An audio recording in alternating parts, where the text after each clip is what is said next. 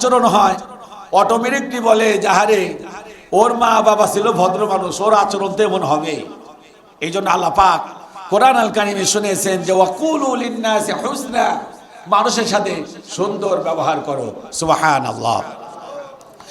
আল্লাহ রাব্বুল আলামিন বিশ্ব নবীকে ডেকে বলেন ফাবিমা রাহমাতিন মিনাল্লাহি লিনতা লাহুম, হে নবী আপনাকে আমি নরম হৃদয়ের মানুষ হিসাবে দুনিয়াতে পাঠিয়েছি।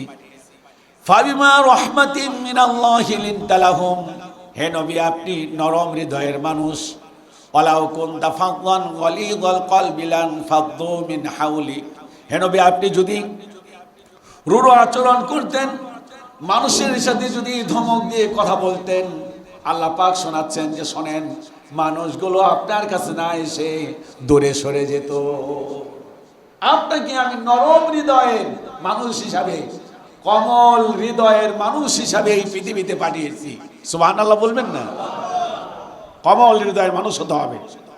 এই পৃথিবীতে যত নবী রাসূল এসেছেন, যত ওলিয়া উলিয়া, যত বুজুর্গানে দ্বীন এসেছেন এই পৃথিবীতে, তাদের আচরণ ছিল খুব সফট, খুব নরম। আপনি ক্ষমতা একটা পাইছেন, দায়িত্ব একটা পাইছেন, আর মানুষের সাথে খারাপ ব্যবহার করেন। লোকটার জীবনে কোনোদিন এমন খারাপ ব্যবহার করা হলো, এই লোকটার কোনোদিন ভুলেও এই মসজিদে আসে না, ওই মসজিদে কোনোদিন যায় না। কয় মসজিদে যাই কেমনি?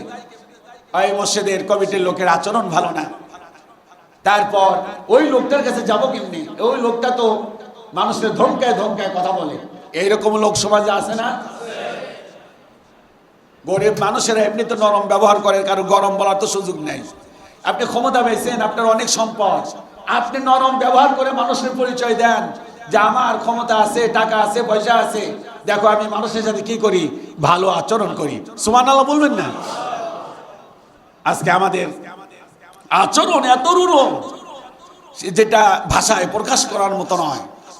আমরা ক্ষমতা পাইলেই আর দায়িত্ব পেলেই আমরা নিজেরে অনেক বড় মনে করি, এটা ঠিক নয়। এই জন্য আল্লাহ পাক বলছেন ফাইমা রাহমাতিন মিনাল্লাহি লিনতা লাহুম ওয়ালাউ কুনতা ফাদদান গালিযাল কলবি লান ফাদ্দু মিন হাওলি, আমি কমল হৃদয়ের মানুষ বানিয়েছিলাম, আপনার জিহ্বাটা, আপনার আচরণটা আমি নরম করে দিয়েছিলাম। আমি যদি রূঢ় করে দিতাম, আপনার আচরণ যদি রূঢ় হতো, মানুষ সব আপনার থেকে দূরে সরে যেত। এই জন্য আমাদের আচরণটা খুব নরম হতে হবে। মাথায় টুপি পরছেন, দাড়ি রাখছেন, জুব্বা একটা